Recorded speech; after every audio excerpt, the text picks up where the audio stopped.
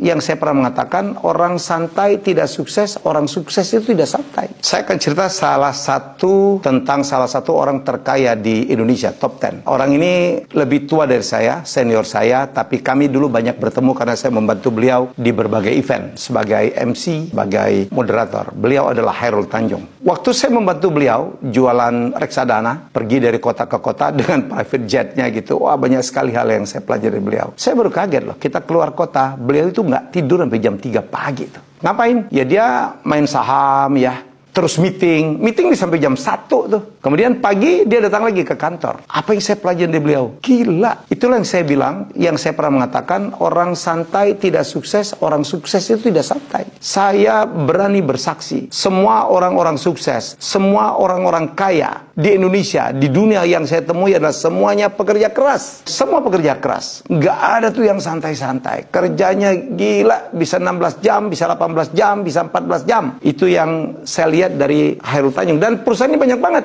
Hebatnya, banyak orang yang punya banyak perusahaan, tapi dia nggak kepegang tuh. Nggak kepegang. Ada yang gagal, ada yang ditipu orang, ada yang ditipu oleh teman sendiri, ada yang karena gagal kita untuk melakukan pembinaan. Yang saya lihat, Pak Khairul Tanjung hafal dengan seluruh perusahaannya, dan dia kenal dengan seluruh pimpinannya, manajemennya, dan dia selalu memberikan arahan-arahan yang kalau beliau kemana, semua pada ikut dengar.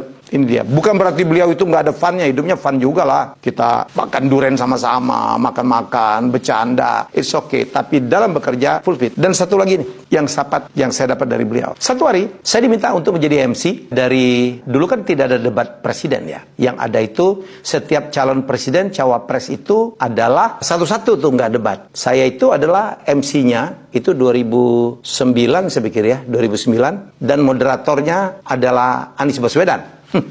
Cerita yang lucu juga ya kalau ngelihat kondisi sekarang. Jadi saya pernah satu panggung dengan Anies Baswedan, dapat perintah dari Khairul Tanjung untuk men-challenge setiap capres cawapres untuk menyampaikan visi misinya, mulai dari SBY, kemudian Bu Mega, Pak Yusuf Kalla, dan beberapa kandidat lainnya. Meeting nih, satu hari rapat. Wah, nanti akan ada musik ini, akan ada penyanyi ini. Dia nentuin tuh. Dia tahu banget, saya mau Iwan Fals, saya mau si ini, saya mau apa Andra and the Backbone, lagunya Sempurna. Kita tulis semua nih, tulis semua.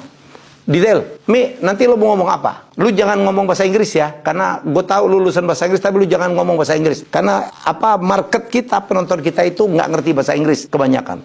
Saya dapat ilmu lagi, bener juga. Itulah intinya public speaking. Kita harus bicara dalam bahasa audiens kita. Nomor 2, kan saya pernah nanya dalam rapat nyampe pagi hari, Mi, lo nanti keluar dari mana? Di atas panggung loh. Akhirnya saya bilang, saya adalah seorang I.O., saya punya juga production house yang ada sampai sekarang. Saya bilang, bos, kita minta Iwan Fals sama apa Andra and the Backbone ya, lagunya yang Sempurna. Saya tuh terbiasa, bos. Ini kan tinggal 2 hari nih, ada plan B nggak? Kita biasa kan? Kalau kita kerja dadakan tuh, kita selalu memikirkan plan B. Kalau yang kita rencanakan tidak dapat, tidak jalan, ada plan B-nya. Lu tahu? Mi, nggak ada plan B.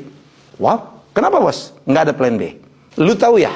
Dengerin semua. Kalau gue kasih plan B, anak-anak gue akan mengerjakan yang plan B, bukan yang plan A. Ya? Kenapa?